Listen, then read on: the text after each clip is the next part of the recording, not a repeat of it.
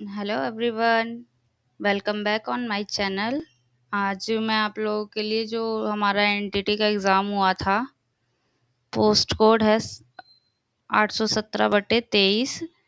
इसके बारे में मैं बात करूँगी। देखिए, इसकी जो आरटीआई का रिप्लाई मिला था कि कितने बच्चों ने कौन कौन सी कैटेगरी में कितने कितने बच्चों ने अप्लाई किया था।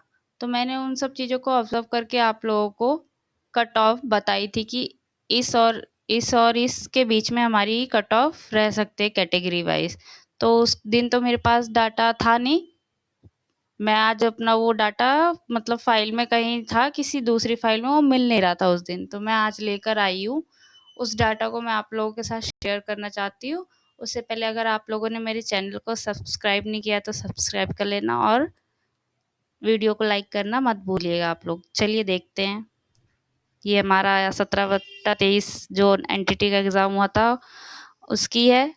टोटल वैकेंसी इतनी हमारी 1455 थी, जो बाद में इसमें 9 वैकेंसी और ऐड करी गई थी एनडीएमसी के साइड से, तो वो वाली मैंने इसमें नहीं जोड़ी है। देखिए, इसमें देखिए आप लोग कैटेगरी वाइज हम देखते हैं तो यूआर जो कैटेगरी है उसमें टोटल जो वैकेंसी थी वो 614 है। 614 के लिए जब फॉर्म भरे गए थे तो 20,169 बच्चे जो थे उन्होंने फॉर्म फिल किए थे।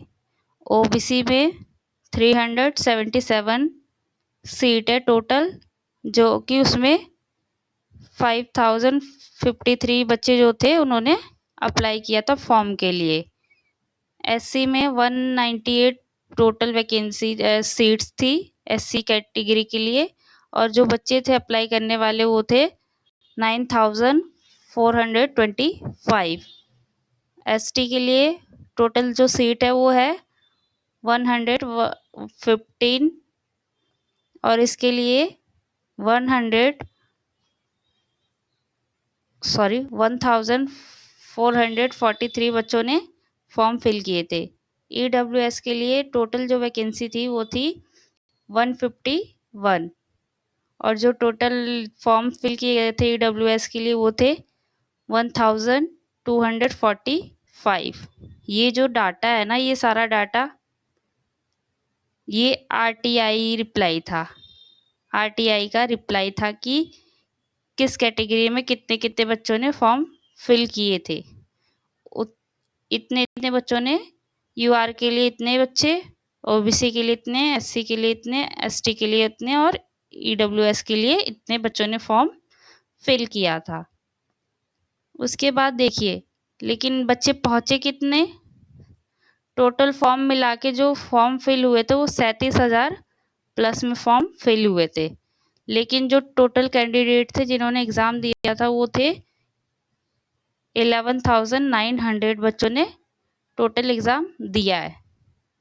तो आप लोग देख सकते हैं कितना ज़्यादा गैप है फॉर्म अप्लाई करने और एग्ज़ाम देने वाले बच्चों में। और जो ये एग्ज़ाम देने वाले बच्चे हैं ना, इसमें भी बहुत सारे बच्चे एनसीटी से 1 ईयर या 2 ईयर का इन्होंने कर रखा है डिप्लोमा एनटीटी में, बट वो वैलिड नहीं होगा क्योंकि उनका एनसीटी के साइड से है। जिनका एनसीटीई है उनका ही वैलिड माना जाएगा। तो आप लोग देख सकते हैं कितना बड़ा गैप है। 20,000 से प्लस बच्चों ने यूआर में किया था, लेकिन पहुँचे कितने बच्चे हैं टोटल? 11,900। तो आप लोग देख सकते हैं इसमें जितनी सीट्स हैं उसके अकॉर्डिंग आधे बच्चे भी नहीं पहुँचे। जितने फॉर्म फिल हुए थे उसके आधे बच्चे भी एग्ज़ाम देने नहीं गए हैं। तो इसी बिहाफ पे मैंने आप लोगों को बताया था कि जो हमारी यूआर की जाएगी कट ऑफ, हम इतनी मान के चल सकते हैं कि हमारी यूआर की 120 से 130 के बीच में रहेगी कट ऑफ। इससे ऊपर जा सकती है लेकिन इससे नीचे नहीं आ सकती। ये एक अनुमानित कट ऑफ है, क्योंकि आप लोगों ने एग्ज़ाम दिया होगा। एग्ज़ाम का लेवल ना ज़्यादा हाई था ना ही ज़्यादा इजी था। तो इतनी तो हम आराम से यूआर की जनरल कट ऑफ मान सकते हैं। रही बात ओबीसी की, तो ओबीसी की मैंने आपको 90 से 100 के बीच में बताई थी। इसका रीज़न मैं आपको नीचे बताऊंगी कि ओबीसी की 90 से 100 के बीच में क्यों रह सकती है। रही बात एससी वालों की, एससी वाले जो थे 80 से 90 के बीच में ही रहेगी, क्योंकि एससी की हमेशा मैंने अभी तक ऑब्ज़र्व किया है 2018 से लेकर 2023 तक जितने एग्ज़ाम हुए हैं उसमें कट ऑफ कम ही गई है एससी की हमेशा। एसटी वाले तो भाई 60 से 70 के बीच में इनकी बस इतनी ही कट ऑफ रह सकती है। अगर इतने नंबर आपके आ रहे हैं इसके बीच में तो आप लोग अपने आप को सेफ मान सकते हैं, क्योंकि आप लोग देख सकते हैं टोटल वैकेंसी 115 है और फॉर्म कितने फिल हुए हैं, 1443 फॉर्म फिल हुए हैं। तो इसमें से भी ना जाने कितने बच्चे नहीं एग्ज़ाम देने आए थे, क्योंकि आप लोगों ने डाटा देख ही लिया है।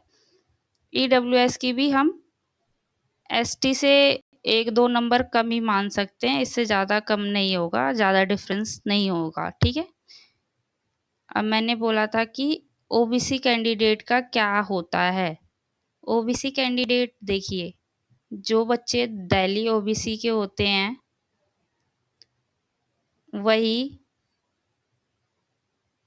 वही सब बच्चे बस वैलिड होते हैं। अदर स्टेट का कोई बच्चा अपना ओबीसी सर्टिफिकेट लगा के अप्लाई करता है DSSB में कि मैं ओबीसी कास्ट में हूँ, और वो दिल्ली का ना होके उसका सर्टिफिकेट ओबीसी का किसी और स्टेट का है, तो वो वैलिड नहीं माना जाता है अनदर स्टेट का।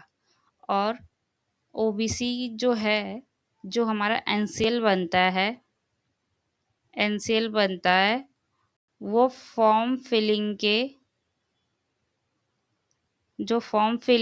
करने की फिलिंग की डेट होती है, उस डेट से पहले का या उस डेट की जिस दिन, जैसे लास्ट डेट हमारी क्या थी, हम मान लेते हैं कि 7 फ़रवरी थी, 7 फ़रवरी तक उसका एनसीएल बन के उसके पास रहना चाहिए जब वो फॉर्म अप्लाई कर रहा है।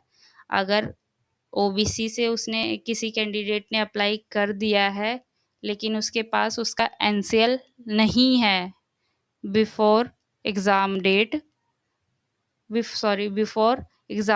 डेट फिलिंग जो फॉर्म है उससे पहले उसके पास अगर एनसीएल नहीं है तो उसका जो ओबीसी का सर्टिफिकेट होगा वो वैलिड नहीं होगा। DSSB ने अपने क्लियर कट स्टेटमेंट में बोला है कि जो एनसीएल है वो फॉर्म फिलिंग से पहले की डेट का होना चाहिए, फॉर्म फिलिंग के बाद का डेट का नहीं चलेगा। इसलिए बहुत सारे जो बच्चे होते हैं दिल्ली ओबीसी के, वो लोग बाहर हो जाते हैं। अगर उन्होंने यूआर की कट ऑफ क्लियर कर ली है तब तो वो लोग यूआर में काउंट हो जाते हैं। अगर उन्होंने अपनी ओबीसी की ही कट ऑफ क्लियर करी है, यूआर की नहीं इतनी जा पाई है, तो वो लोग वैलिड नहीं माने जाते हैं। इस वजह से ओबीसी की कम जाती है कट ऑफ। रही बात आंसर की कब आएगी एनटीटी की, जो एनटीटी एग्ज़ाम हुआ था उसकी आंसर की कब तक आएगी, तो देखिए जो हमारा शेड्यूल आया था वो 10 अगस्त से लेकर 31 अगस्त तक का एग्ज़ाम है। उसमें ये जब पूरा शेड्यूल हो जाएगा, 31 अगस्त तक एग्ज़ाम जब टोटल हो जाएंगे, उसके 4 से 5 दिन के अंदर आप लोग अपनी आंसर की देख सकते हैं कि DSSB ने रिलीज़ कर दिया। मतलब आप लोग अपनी आंसर की 4 और 5 सितंबर के बीच में देख सकते हैं।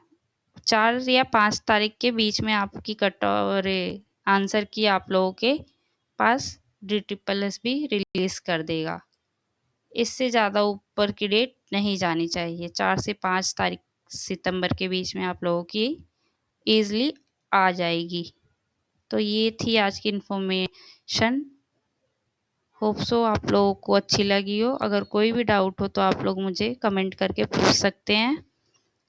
एक बार अच्छे से देख लीजिएगा। और जो मैंने आप लोगों के साथ ये डाटा शेयर किया है, ये आरटीआई का रिप्लाई है, मैंने अपने आप से नहीं लिखा है।